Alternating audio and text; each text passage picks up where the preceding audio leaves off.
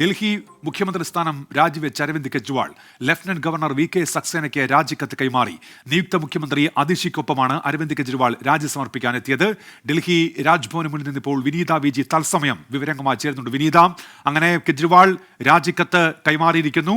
അതിഷി അടുത്ത മുഖ്യമന്ത്രിയാകും. വിവരങ്ങൾ എന്തൊക്കെ വിനീത?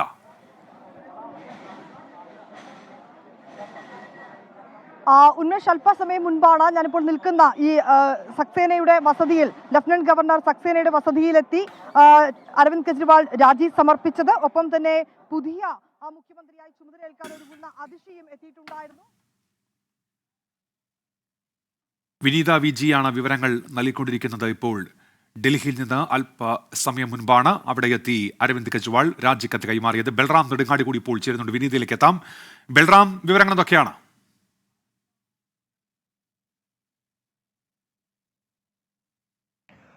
ഉന്മേഷ്, അല്പസമയം മുമ്പാണ് ഡൽഹി മുഖ്യമന്ത്രി Arvind Kejriwal lieutenant governor V K സക്സേനയുടെ ഔദ്യോഗിക വസതിയിലെത്തി രാജിക്കത്ത് കൈമാറിയത്. ഒപ്പം തന്നെ നിയമസഭാ കക്ഷി യോഗത്തിൽ പുതിയ മുഖ്യമന്ത്രിയായി തെരഞ്ഞെടുത്ത അതിഷിയും കെജ്രിവാളിനെ അനുഗമിച്ചു.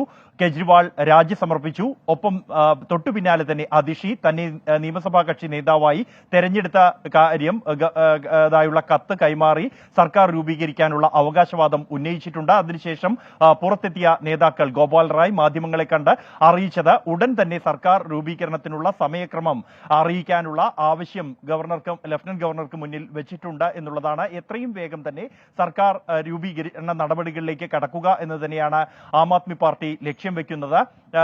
കൂടാതെ അതിഷി മാധ്യമങ്ങളെ കണ്ട ഘട്ടത്തിൽ നേരത്തെ കെജ്രിവാളിന്റെ വസതിയിൽ അതിഷിയെ തെരഞ്ഞെടുത്ത ഘട്ടത്തിൽ പറഞ്ഞ അതേ വാക്കുകൾ ആവർത്തിക്കുകയായിരുന്നു. കെജ്രിവാളിനെ അധികാരത്തിലേക്ക് തിരിച്ചെത്തിക്കുന്നതിന് വേണ്ടിയായിരിക്കും തന്റെ തുടർ ശ്രമമെന്നും കെജ്രിവാളിന് വേണ്ടിയാണ് താൻ മുഖ്യമന്ത്രിയായിരിക്കുക എന്നുമാണ് അതിഷി വ്യക്തമാക്കിയത്. ഡൽഹിയുടെ രാഷ്ട്രീയ ചരിത്രത്തെ സംബന്ധിച്ചിടത്തോളം നിർണായകമായ മറ്റൊരു നാഴികക്കല്ല് കൂടിയാണ് ഇത്.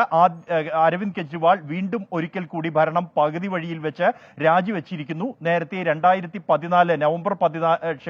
ഫെബ്രുവരി 14 അദ്ദേഹം രാജി സമർപ്പിച്ചത് ഒരു രാഷ്ട്രീയ നീക്കത്തിന്റെ ഭാഗമായിരുന്നു. തൂക്ക് സർക്കാരിൽ നിന്നും രാജിവെച്ച ശേഷം ബഹുഭൂരിപക്ഷത്തോടുകൂടി അധികാരത്തിലേക്ക് അദ്ദേഹം തിരികെ എത്തുകയായിരുന്നു. 67 സീറ്റുകളുമായി തിരികെ എത്താൻ കെജ്രിവാളിന്റെ ആ രാഷ്ട്രീയ നീക്കത്തിന് കഴിഞ്ഞുവെങ്കിൽ ഇപ്പോഴത്തെ രാഷ്ട്രീയ നീക്കം എന്നുള്ളത് തീർത്തും പ്രതിസന്ധിയിൽ പാർട്ടി ആയിരിക്കുന്ന ഒരു സാഹചര്യത്തിൽ ഭരണം മുന്നോട്ട് കൊണ്ടുപോകാൻ കഴിയാത്ത, മുഖ്യമന്ത്രിയുടെ പേരൊഴികെ മറ്റ് ഭരണനിർവഹണം നടക്കാത്ത ഒരു പ്രതിസന്ധിയിലേക്ക് അരവിന്ദ് കെജ്രിവാൾ എത്തിയിരിക്കുന്നു. ഡൽഹി മദ്യനയ അഴിമതിയെ തുടർന്ന് ഈ ഒരു പ്രതിസന്ധി അത് മറികടക്കാൻ മറ്റു വഴിയില്ല എന്നുള്ള ഒരു ഘട്ടത്തിലാണ് ഈ ഒരു രാഷ്ട്രീയ നീക്കം. അതിന് കെജ്രിവാൾ മുന്നോട്ട് വെച്ചത് ജനങ്ങളുടെ മുന്നിൽ അഗ്നിപരീക്ഷ വിധേയനാകാൻ തയ്യാറായിട്ടാണ് രാജി എന്നുള്ളതാണ്. മാസങ്ങൾ മാത്രമാണ് സർക്കാരിന് ഇനി ബാക്കിയുള്ളത്. ശരി ബൽറാം, വിനീത വിജി കൂടി ഇപ്പോൾ ചേരുന്നുണ്ട്. വിനീത, ഇപ്പോൾ ഈ രാജിക്കത്ത് കൈമാറുന്ന അരവിന്ദ് കെജ്രിവാൾ, അതിനുശേഷം അതിഷി മാധ്യമങ്ങളോട് സംസാരിക്കുകയുണ്ടായി. കെജ്രിവാൾ മുഖ്യമന്ത്രിയായതിനു ശേഷം ഡൽഹിയിലുണ്ടായ മാറ്റങ്ങൾ, ആ ഭരണ നേട്ടങ്ങൾ എണ്ണി പറഞ്ഞായിരുന്നല്ലോ അതിഷിയുടെ പ്രതികരണങ്ങളൊക്കെ. വിനീത,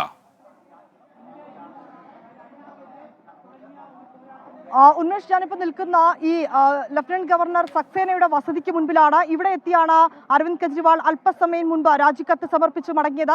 അരവിന്ദ് കെജ്രിവാളിനൊപ്പം തന്നെ അതിഷിയും ഉണ്ടായിരുന്നു. ഇരുവരും ഒരേ വാഹനത്തിൽ തന്നെയാണ് ഈ ഗവർണറെ കാണുന്നതിനായി ഇവിടേക്ക് എത്തിയിട്ടുണ്ടായിരുന്നത്. തുടർന്ന് ഏതാണ്ട് ഒരു 20 മിനിറ്റോളം നീണ്ടു നിൽക്കുന്ന കൂടിക്കാഴ്ചയ്ക്ക് ശേഷം ഇപ്പോൾ മന്ത്രിയും ഒപ്പം തന്നെ മറ്റ് മന്ത്രിമാരും അരവിന്ദ് കെജ്രിവാളും നിയുക്ത മുഖ്യമന്ത്രി അതിഷിയും ഒക്കെ തന്നെ ഇവിടെ നിന്ന് മടങ്ങിയിരിക്കുകയാണ്. ഇതിന് പിന്നാലെയാണ് അതിഷിയുടെ ഒരു പ്രതികരണം വന്നിട്ടുണ്ടായത്. അതായത് ഡൽഹിയിൽ അരവിന്ദ് കെജ്രിവാൾ മുഖ്യമന്ത്രിയായിരുന്ന കാലത്ത് നടപ്പാക്കിയ പദ്ധതികൾ, വികസനങ്ങൾ, വിദ്യാർത്ഥികൾക്കായി കൊണ്ടുവന്ന പദ്ധതികൾ, അങ്ങനെ ഇതിനോടകം ഡൽഹിയിൽ നടപ്പാക്കിയ ആം ആദ്മി പാർട്ടി നടപ്പാക്കിയ വികസനങ്ങളെല്ലാം തന്നെ വളരെ കൃത്യമായി അതിഷി ചൂണ്ടിക്കാട്ടിയിട്ടുണ്ടായിരുന്നു. നേരത്തെ തന്നെ പ്രഖ്യാപനത്തിന് പിന്നാലെ, അതിഷി മുഖ്യമന്ത്രിയായി തെരഞ്ഞെടുത്തതിന് പിന്നാലെ അതിഷിയുടെ ഒരു പ്രതികരണം വന്നിട്ടുണ്ടായിരുന്നു.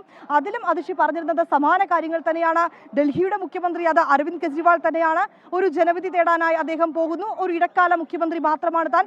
തിരികെ എത്തിയതിനു ശേഷം ജനവിധി തേടി തിരികെ എത്തിയ അരവിന്ദ് കെജ്രിവാളിന് തന്റെ മുഖ്യമന്ത്രി സ്ഥാനം തിരികെ നൽകുമെന്നൊക്കെ വൈകാരികമായിട്ടായിരുന്നു അതിഷിയുടെ ഒരു പ്രതികരണം ഉണ്ടായിരുന്നത്. ഇപ്പോഴും സമാന രീതിയിൽ അരവിന്ദ് കെജ്രിവാളിന്റെ നേട്ടങ്ങൾ, ആം ആദ്മി സർക്കാർ ഡൽഹിയിൽ നടപ്പാക്കിയ വികസന പദ്ധതികൾ ഓരോന്നും എണ്ണിപ്പറഞ്ഞുകൊണ്ടാണ് അതിഷി ഇവിടെ നിന്ന് മടങ്ങിയിരിക്കുന്നത്. നമുക്കറിയാവുന്നതുപോലെ തന്നെ ഈ CBI എടുത്ത അഴിമതി കേസിൽ, മദ്യനയ അഴിമതി കേസിൽ ജാമ്യം ലഭിച്ചു. അത്തരം ഒരു രാഷ്ട്രീയ സാഹചര്യം, രാഷ്ട്രീയ പശ്ചാത്തലം, അതാണ് അരവിന്ദ് കെജ്രിവാളിന്റെ രാജിയിലേക്ക് നയിക്കുന്നതും അതിഷിയെ അവിടെ ഭരണതലപ്പത്ത് എത്തിക്കുന്നു. വിനീത വിജിയാണ് വിവരങ്ങൾ നൽകിയത്.